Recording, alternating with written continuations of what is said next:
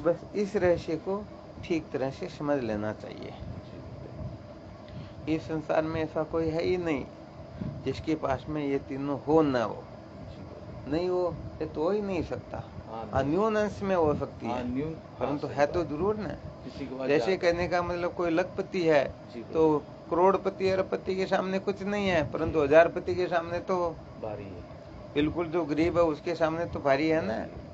तो बस बात ये है, इस सूत्र को अच्छी तरह से समझ लेना चाहिए। विद्या विवादाय धनम मदाय शक्ति प्रेषाम पर पीड़नाय खलस्य साधो विपरीत में तत्ज्ञानाय दानाय च रक्षणाय। यदि मूर्खों के पास में ये तीनों वस्तुएं हो, इसका मतलब क्या, पहले वाला जो सूत्र बताया सिद्ध हो रहा है तो सबके पास में, परंतु ये तीनों यदि मूर्ख के पास में हो तो क्या करेगा, विद्या होगी तो वह विवाद करेगा, धन होगा तो वो अभिमान करेगा, शक्ति होगी तो किसी को कष्ट पहुंचाएगा। परंतु सज्जन पुरुषों के पास में जब ये तीनों होती हैं तो वो क्या करते हैं, ज्ञानाय दानाय च रक्षणाय, उपदेश करते हैं, दान करते हैं और निर्बलों की रक्षा करते हैं। अब अपने को देख लेना, हम सचमुच में दुर्जन है या सज्जन है। क्या है, दुर्जन है या सज्जन है। यदि हम इनका दुरुपयोग करते हैं तो हम दुर्जन हैं, और सदुपयोग करते हैं तो क्या है, हम सज्जन। बात इतनी सी, और ज्यादा लंबी चौड़ी अपने को विचार ही नहीं करना। यदि हमारे में दुर्जनों के लक्षणों की मात्रा अधिक हो, अधिक % हो, तो हमें तुरंत सावधान हो जाना चाहिए। सावधान हो जाएंगे तो सच्ची बात है, जीवन निखर जाएगा, धन्य हो जाएगा, सफल हो जाएगा, सार्थक हो जाएगा। ये सदा सदा का रोना धोना मिट जाएगा। और यदि सावधान नहीं हुए तो उससे भी अधिक दुर्गति हो जाएगी। आज दिन तक जो होती आ रही उससे भी अधिक दुर्गति हो जाएगी। इसलिए वैसे देखा जाए तो समझ प्राप्त करने के लिए ज्यादा ऐसा नहीं कि 1000 लाख करोड़ वर्ष तक समाधि लगाएंगे तब अपने को ऐसा बोध होगा, ऐसी बात ही नहीं है। हाँ, ये समझ प्रत्येक प्राणी के अंतर्गत एन केन प्रकारेण कुछ अंशों में विद्यमान है ही है। तो अपनी शक्ति आदि को पहचानना है, अपनी समझ को पहचानना है और उसका हमें सदुपयोग करना है। अब इसमें कोई विशेष बात हो, कोई दाव पेच हो, समझ में नहीं आता हो, ऐसी बात हो तो बताओ। नहीं, ऐसी कोई बात नहीं है ना। हाँ, सरल बात है, इतनी सरल बात है कि न तो संस्कृत पढ़ने की आवश्यकता, न अंग्रेजी पढ़ने की आवश्यकता, और न समाधि लगाने की आवश्यकता। ये इतनी सीधी सरल बात, पढ़े लिखे नहीं हो तो समझ सकते हैं, बिल्कुल समझ सकते हैं। इसमें पढ़ाई की आवश्यकता ही नहीं है कोई। तो कुल मिलाकर के किसी भी वस्तु का जब हम सदुपयोग करते हैं, किसी वस्तु को ठीक तरह से महत्व देते हैं, तो जब महत्व देते हैं तो समझो अपना पुण्य जागृत होता है। और यदि उसका दुरुपयोग करते हैं तो फिर पाप जागृत होता है। जब पुण्य जागृत होता है तब सुख मिलता है, पाप जागृत होता है तो वो अपने को दुखी बना देता है। तो अपने को सुखी होना है या दुखी होना, ये सब अपने हाथ की बात होती है। ये अंतःकरण की शुद्धि के साधनों का जब वर्णन किया जाता है ना, ये ऐसे ही सूत्र होते हैं। इन सूत्रों का जब सम्यक प्रकार से हम पालन करते हैं तो इसे ईश्वर की प्रसन्नता होती है। और जब ईश्वर की प्रसन्नता होती है तो अंतःकरणगत मलविक्षेप दोषों की निवृत्ति होने लगती है। फिर संत प्रिय नहीं लगते हो, सत्संग अच्छी नहीं लगती हो तो संत प्रिय लगने लगते हैं, सत्संग। हाँ, बिल्कुल सत्य बात। कहने का मतलब जिनको टाइफाइड हो जाता ना, उनको फिर भोजन प्रिय नहीं लगता है। तो जब तक टाइफाइड की निवृत्ति नहीं हो जाती सम्यक प्रकार से, तब तक भोजन अच्छा लगेगा नहीं, रुचि होगी नहीं। तो यहाँ पर ये टाइफाइड निकल जाना चाहिए। और इस टाइफाइड को निकालने के लिए यही दवा है, यही औषधि है, केवल मात्र ईश्वर की प्रसन्नता। और ईश्वर की प्रसन्नता के लिए अपने को जो अप्राप्त है उनके पीछे पागल न होकर के जो अपने को प्राप्त है उसका सदुपयोग कर लेना है, जो कुछ भी है। परंतु हम करें तो क्या करें, गड़बड़ घोटाला बहुत बड़े बड़े कर लेते हैं। जैसे दृष्टांत के रूप में समझ सकते हैं, अभी गर्मी बहुत भयंकर चल रही है तो लोग क्या कल्पना करते, अरे भाई सर्दी आ जाएगी तो हम सुखी हो जाएंगे। और सर्दी आती तो क्या सोचते, अरे बड़ा खतरनाक काम हो गया, गर्मी में ही आनंद है। अभी तो बड़ा दुख है, बड़ी तकलीफ है, बड़ी अशांति, समस्याएं बड़ी बड़ी हो रही है। ये सर्दी ठीक नहीं है, गर्मी ठीक है। अब विचार देखो, गर्मी में गर्मी का आनंद नहीं ले सके, सर्दी में सर्दी का आनंद नहीं ले सके, तो जीवन तो जा रहा ना। तो सर्दी का सदुपयोग करो तो भी जीवन सार्थक हो सकता है, गर्मी का सदुपयोग करो तो भी जीवन सार्थक हो सकता है। तो अपने को जो प्राप्त है उसका सदुपयोग करना अपने जीवन में आ जाए। हाँ, कोई भी वस्तु क्यों न हो, अरे कहने का मतलब चाहे इस संसार में कितना भी गरीब से गरीब क्यों न हो, परंतु बताओ समय तो सबको प्राप्त है या नहीं? सबको प्राप्त। कोई है ऐसा संसार में जिनको एक सेकंड भी कम मिलता हो? नहीं, सबको बराबर समय मिल रहा है। तो लोग इस रहस्य को समझते ही नहीं। एक व्यक्ति किसी महात्मा के पास में जाकर रोने लगता, भगवान ने मेरे साथ में बड़ी धृष्टता की। अरे भाई क्यों, क्या बात हुआ, क्या बात हुई? मेरे को कुछ भगवान ने दिया ही नहीं, मैं तो कंगाल हूँ, मैं तो ऐसा वैसा हूँ, बड़ा दुखी हूँ, परेशान हूँ। महात्मा ने कहा भाई ऐसा काम करते हैं, मेरे पास पैसों की कमी नहीं है, मैं तेरे को 10 लाख रुपए देता हूँ। कितने रुपए? 10 लाख। कितने रुपए? और तेरे को केवल मात्र नाक कटाना है। नाक कटा सकते हैं 10 लाख रुपए के एवज में? नहीं कटा सकते। नहीं कटा सकते? अरे 10 लाख रुपए दे रहे, 10 करोड़ रुपए दे तो कटा सकते क्या? नहीं कटा हुआ, नाक तो कटा हुआ नहीं कटाते। नहीं कटा। अब ऐसे वो महात्मा कहने लगे भाई तेरा कान कटवा दे, तेरे को ये दूंगा ये दूंगा। ऐसे करते करते जब सबका अंत में वो कह देते हैं, महाराज जी क्या बात करते हो, इस पूरी सृष्टि का समस्त ऐश्वर्य दे दो फिर भी मैं एक नाखून कटाने के लिए तैयार नहीं हूँ। तो महाराज कहते रे बावले, तू कह रहा है कि मेरे को भगवान ने कुछ नहीं दिया, तेरे पास में तो कमी नहीं, पूरी सृष्टि का जितना भी ऐश्वर्य धन दौलत है वो भी तेरे सामने कुछ नहीं, और तू कहता मेरे को कुछ नहीं दिया। तो सच्ची बात क्या होती है? कहते हैं भीखा भूखा कोई नहीं, सबकी गटड़ी लाल, खोल गांठ नहीं देखते इसविद फिरे कंगाल। तो ये कंगाल क्यों बेचारे? इसीलिए तो कंगाल है। इसलिए अपने को जो प्राप्त है उसका सदुपयोग करो और अप्राप्त के पीछे पागल मत बनो। देखो अंतःकरण शुद्ध कैसे नहीं होता, किसने कहा नहीं होता? छोटा सा सूत्र है, जीवन में अपनाओ, महत्व दो और सचमुच में कृतार्थ हो जाओ। अब ये सब अपने हाथ की बात होती है। तो जो सदुपयोग नहीं करना जानता है वो कहने का मतलब सब कुछ प्राप्त करके भी अंत में रोता है, और जो सदुपयोग करना समझ जाता है उसको कुछ भी प्राप्त नहीं है फिर भी वो अपने जीवन को सार्थक कर लेता है। तो ये थोड़ी विशेष बात है, इसके बारे में खूब मंथन करना चाहिए। और वैसे देखा जाए तो कहते हैं ना, देवनहारा दे दीनी, दीनी मानुष देह, आगे तेरा काम है जो चाहे कर ले। अरे देने वालों ने तो दे दिया, क्या दिया? ये मानव देह प्रदान कर दिया। बताओ मानव देह प्राप्त करने के पश्चात कुछ प्राप्त करना शेष रहता है क्या? कुछ भी शेष नहीं रहता। परंतु हम अपनी आत्मसत्ता को नहीं जानते, अपनी शक्ति को नहीं पहचानते, इसीलिए कंगाल होकर के भटक रहे हैं। धन किस लिए है चाहता तू, आप माला माल है, सिक्के सभी जिससे बने तुम वही महाटकसाल है। अरे सारे सिक्के जिससे बनते तुम वह हो। ऐश्वर्य क्यों है चाहता तू, इसका भी ईश है, तेरे चरण की धूल पर ब्रह्मा झुकाता शीश है। तू है नियंता चर अचर का, पुष्ट से भी पुष्ट है श्रेष्ठ से भी श्रेष्ठ, तुम पर चाह करके भ्रष्ट है। जब हम अपने स्वरूप से भटक जाते हैं तो क्या होता, हम गुलाम बन जाते हैं। हाँ, तो कुल मिला करके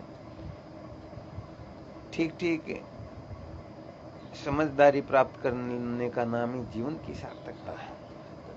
वास्तव में देखा जाए न कुछ छोड़ना होता है न पकड़ना होता है, अच्छी तरह से समझना होता है। जीवन जो समझ गए समझो जीवन सार्थक हो गया, नहीं समझे वो बेचारे रोते रहते, जन्मते मरते रहते, ऐसे ही इस संसार अरण्य में भटकते ही रहते हैं। तो सचमुच में दुखों से छूटना है, सुखी होना है, तो ये मानव जीवन इस प्रयोजन के लिए मिला हुआ है, बस उस ओर प्रवृत्त हो जाओ। ये खाने पीने के लिए, मौज मस्ती करने के लिए, मनोरंजन करने के लिए, लड़ाई झगड़ा करने के लिए, विमान बढ़ाने के लिए, किसी को नीचा दिखाने के लिए, किसी से चीटिंग करे, अरे इसके लिए मिला ही नहीं है। इसके लिए तो बाकी 83,99,999 योनियां पड़ी हुई है, उसमें करते रहना सब। ये मानव देह तो ये यही तनु कर फल विषय न भाई, स्वर्ग सोलप अंत दुखदाई। तो ये मानव जीवन केवल सत्य के साक्षात्कार के लिए मिला हुआ है और जिसकी समस्त सामग्रियां हमको पहले से ही प्राप्त है। अब हम अपने विवेक का आदर न करें, वरना बताओ संसार में ऐसा कौन है जिनमें विवेक नहीं है? कितना भी पागल से पागल भी क्यों ना हो, उसी थाली में रोटी परोसी जाए तो बताओ थाली को खाएगा या रोटी को खाएगा? रोटी को खाएगा। तो थोड़ा बहुत तो विवेक उसमें है या नहीं? एक पाग हालांकि जिनकी बुद्धि विकृत होती वो अपवाद के रूप में होती, उनकी चर्चा नहीं कर रहे हैं, फिर भी कहने का मतलब थोड़ा बहुत तो विवेक उनमें भी होता है। हाँ, कितना भी पागल क्यों ना हो, फिर भी रोटी तो मुख में ही खाएगा ना, हो या नाक में ठूसेगा, मुंह में खाएगा। हाँ, कोई जूते चप्पल को सिर पर रख सकता, हो सकता इतना पागल हो, परंतु इसे जो ऊंची कक्षा है, जैसे अभी बताया भोजन का, भोजन को नाक में थोड़ी ठूसेगा क्या? तो कुल मिलाकर के प्रत्येक व्यक्ति जन्मजात से ही विवेकी होता है, परंतु इस विवेक का आदर न करने से ये इस संसार अरण्य में भटकता ही रहता है। तो वैसे देखा जाए तो वेदांत के तो छोटे छोटे सूत्र भी जीवन को धन्य बना देते हैं। यहाँ पर तो ज्यादा कुछ करना होता ही नहीं, स्वीकृति है स्वीकृति, बस संसार को सत्य समझते हो, बंधन हो गया, झूठा समझो, ये हो गई मुक्ति।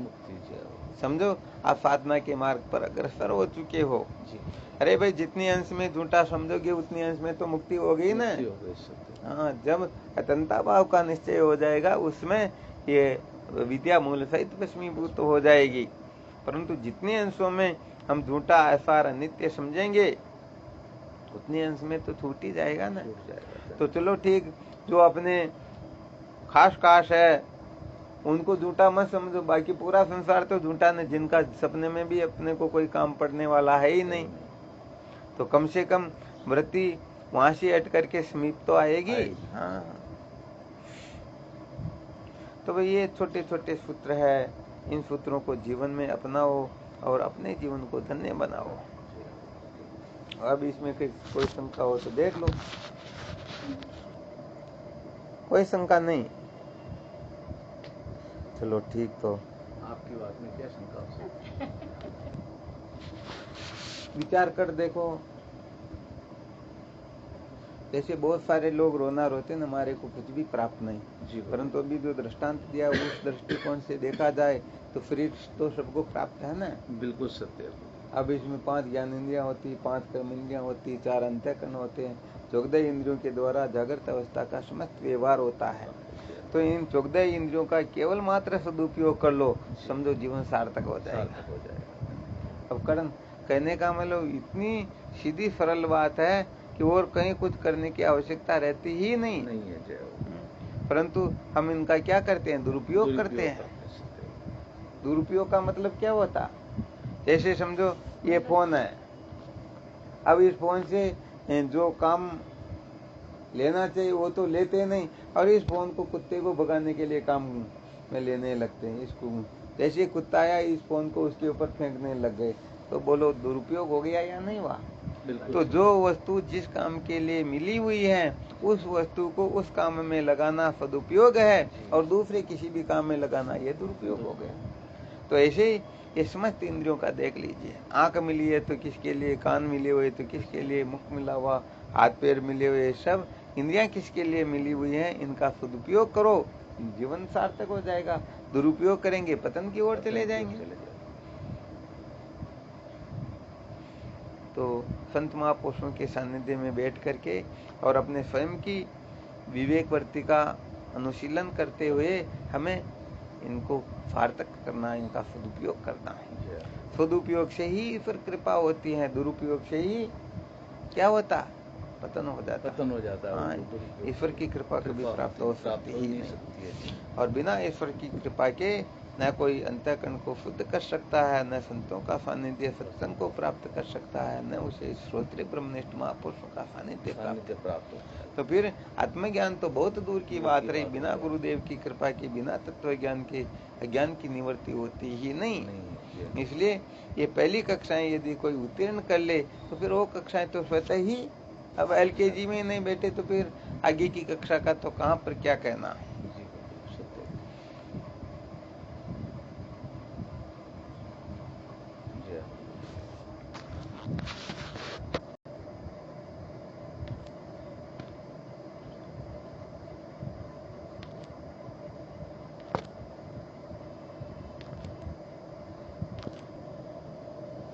तो विचार करना। अब बताओ, देखा तो सुना हुआ वो कितना समझ में आया। सदुपयोग का जो विषय सुनाया, तो कैसे सदुपयोग किया जाता, किसका सदुपयोग कैसे करोगे। सबसे श्रेष्ठ वस्तु क्या है जो प्राणी मात्र को मिली हुई है।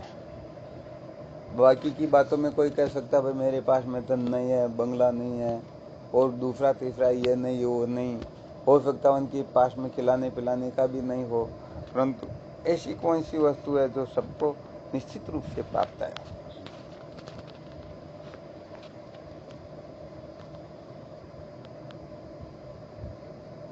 चार चीजें विशेष है: समय, समझ, शक्ति और संपत्ति। जैसे अभी बताया था, वो तीन वस्तुएं सबको कुछ न कुछ अंशों में प्राप्त ही है। तो यहाँ सबसे अधिक विशेष बात होती है समय का सदुपयोग करना। समय जीव प्राणी मात्र को प्राप्त है, शरीर भी प्राप्त है और समय भी। बाकी में गड़बड़ घोटाला हो सकता है, लकवा हो गया तो भले उनका शरीर काम नहीं करेगा, दूसरी चीज नहीं हो सकती, परंतु समय और शरीर ये तो दो तो सबको प्राप्त है ना। तो इस शरीर को जिस काम के लिए अपने को ये मिला हुआ है उस काम में ही लगा देना, ये हो गया शरीर का सदुपयोग। अथवा जिस काम के लिए मनुष्य जन्म नहीं मिला हुआ है उस काम में इसको नहीं लगाना, ये भी सदुपयोग हो गया। अब थोड़ा विशेष रहस्य ये कि थोड़ा समय का समझ लेना चाहिए। समय का यदि समझ लेते हैं तो सब अपने आप समझ में आ जाता है। तो समय का सदुपयोग करना जिनको आ गया तो समझो सबका सदुपयोग करना सीख जाएगा। तो समय के सदुपयोग से क्या तात्पर्य है, कुछ संकेत कर सकते हो, बता सकते हो कैसे क्या करना होता।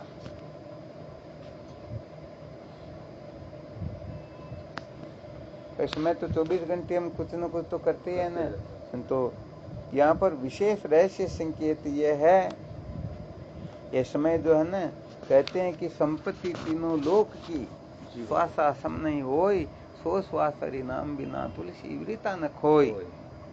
तो ये जो अपने को समय श्वास आदि जो मिले हुए हैं, इनका ठीक ठीक सदुपयोग कर लेना। ठीक ठीक सदुपयोग करने से क्या मतलब है, जैसे हम बैठे हुए हैं, किसी से झगड़ा करे तो इसी अच्छा मौन हो जाए, ये समय का सदुपयोग हो गया। इसीलिए तो सूत्र बार बार बताया जाता, 100 काम छोड़ करके भोजन करो, 1000 काम छोड़ करके स्नान करो, लाख काम छोड़ करके दान करो, और करोड़ काम छोड़ करके कोटिष्ठ तुम्हारी वजह है, करोड़ों काम छोड़ करके संतों का संग करो, सत्संग करो। तो मूल बात इतनी ही है कि हमारा जो समय है कैसे व्यतीत हो रहा। तो ये संसार के राग द्वेष में, संसार के झगड़े झमेले में, पामर पुरुषों से मिलने में, पता नहीं क्या क्या करने में हमारा समय व्यतीत हो रहा, अथवा सचमुच में हम कुछ न कुछ उत्थान का काम कर रहे हैं। तो श्रेष्ठ से श्रेष्ठ काम में अपने को लगाए रखना, यही समय का सदुपयोग होता है। और यहाँ पर श्रेष्ठ, सबसे अधिक श्रेष्ठ तो केवल मात्र आत्मचिंतन है। आत्मचिंतन न कर सके तो फिर संतों का संग करो, संतों का संग न करे तो फिर शास्त्रों का स्वाध्याय करो। भाई कुछ न कुछ तो कर सकते हैं ना। तो इसे फिर नीचे उतरते हैं तो समझो फिर गड़बड़ घोटाला। फिर भी देश काल के अनुसार अपने को श्रेष्ठ को ही महत्व देना चाहिए। जैसे कोई मजदूरी के लिए जा रहा और कोई 2-5 बैठे हुए बुलाने के लिए, हमारे को भी मजदूर चाहिए, हमारे को भी चाहिए। अब वो 5 बैठे हुए, उसमें सबसे ज्यादा जो पैसे देगा उसी के वो मजदूर जाएगा या कम वाले के जाएगा? ज्यादा वाले के जाएगा। तो बस यहाँ पर अपने को देख लेना, 2, 5, 10, 20, 50, 100, 1000, लाख, करोड़ काम अपने सामने क्यों नहीं पड़े हो, परंतु इस समय सबसे श्रेष्ठ क्या है, बस इतना ही मंथन करना, वह करके और फिर उस काम को करने में प्रवृत्त हो जाओ। अच्छी तरह से निश्चय कर लेना चाहिए, सत्संग से श्रेष्ठ कुछ है ही नहीं, ठीक है ना, क्योंकि सत्संग से ही आत्म तत्व का साक्षात्कार होता, सत्संग से ही विवेक आदि जागृत होते, सत्संग से ही साधन संपन्न होते हैं, तत्व जिज्ञासा जागृत होती है, और गुरुदेव के सानिध्य में बैठ के ब्रह्म विचार करे, ऐसी योग्यता भी सत्संग से प्राप्त होती है। तो श्रेष्ठ वस्तु को महत्व दो कुल मिला करके। हाँ, अपने अंतःकरण में, अपने चित्त में, अपनी बुद्धि में जो श्रेष्ठ वस्तु है उसी के प्रति आदर हो, उसी के प्रति महत्व बुद्धि हो, उन्हीं को हम महत्व दे, ऐसे इतना सा काम करना, फिर बाकी का काम अपने आप होता रहेगा, क्योंकि हम जिस वस्तु को महत्व देते हैं उसी का चिंतन होता है या नहीं होता। ब्याई हुई गाय भले वो जंगल में क्यों न चली जाए चरने के लिए, परंतु उनकी चितवर्ती तो बछड़े में रहती ना। तो ऐसे ही अपने को श्रेष्ठ वस्तु का चयन करना और फिर उसे ही महत्व दे देना, तो उसका फल ये होगा कि हम जागने से लेकर के सोने तक भले ही संसार के कामकाज में व्यस्त क्यों न हो जाए, परंतु अपनी चित्तवर्ती काम वही करेगी, और उस वस्तु का साक्षात्कार करवाने वाले कोई महापुरुष आ जाए तो फिर हम काम की परवाह नहीं करेंगे। देख लो कुशालाल जी 15 दिन हो गए दुकान छोड़ करके बैठे हुए हैं, तो ये सत्संग का महत्व है, सचमुच में सत्संग के प्रति आस्था है, श्रद्धा है, वरना जिनको इतनी फुर्सत है, हाँ सत्य बात है, तो सचमुच में जिज्ञासु होते हैं ना, उनकी सचमुच में बात कुछ और हो जाती है। बाकी तो संसार में बोले जीव जो सचमुच में रहस्य को नहीं समझते हैं, सोने को पीतल समझ लेते, पीतल को सोना समझ लेते हैं। तो कहने का मतलब जिस समय जिस वस्तु को महत्व देना है, यदि उसमें उसी को महत्व दे रहे तो समझो समय का सदुपयोग कर रहे हैं, और उल्टा करे तो हम दुरुपयोग कर रहे हैं। सदुपयोग करने वाला जीवन धन्य बना लेता है, दुरुपयोग करने वाला वो पतन से अति पतन की ओर प्रवृत्त होता ही रहता, वो कष्ट से महाकष्ट, दुख से महादुख की ओर जाता ही रहता है। तो ये छोटे छोटे सूत्र है, ये कोई शास्त्रों की दाव पे या कोई ब्रह्म विद्या के बहुत उच्च कोटि के फॉर्मूले तो कोई है नहीं, आप सबके समझ में अच्छी तरह से आ जाता है, तो इसको अच्छी तरह से समझो और अपने जीवन में अच्छी तरह से धारण करो। ये नहीं कि वो धारण नहीं कर रहा, मैं कैसे, अपनी सबकी अपनी अपनी जिम्मेदारी होती है, कभी वास्तव में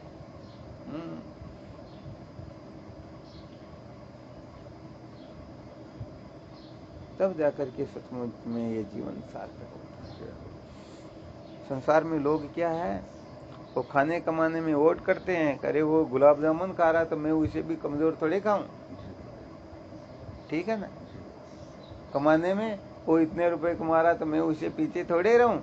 तो ये संसार में लोग वोट लगाते हैं, भगवत प्राप्ति में कोई नहीं लगाते, ये नहीं देखते वो साधक इतना करा तो मैं उसे भी ज्यादा करके दिखाऊं, बस यही गड़बड़ घोटाला हो जाता है, यहीं पर सचमुच में दुरुपयोग करना हो जाता है। अपने को जो समय मिला है तो समय को श्रेष्ठ से श्रेष्ठ काम में लगाओ, और सत्य के साक्षात्कार के सिवाय श्रेष्ठ काम होता ही नहीं। हाँ, ये थोड़ी विशेष बात है।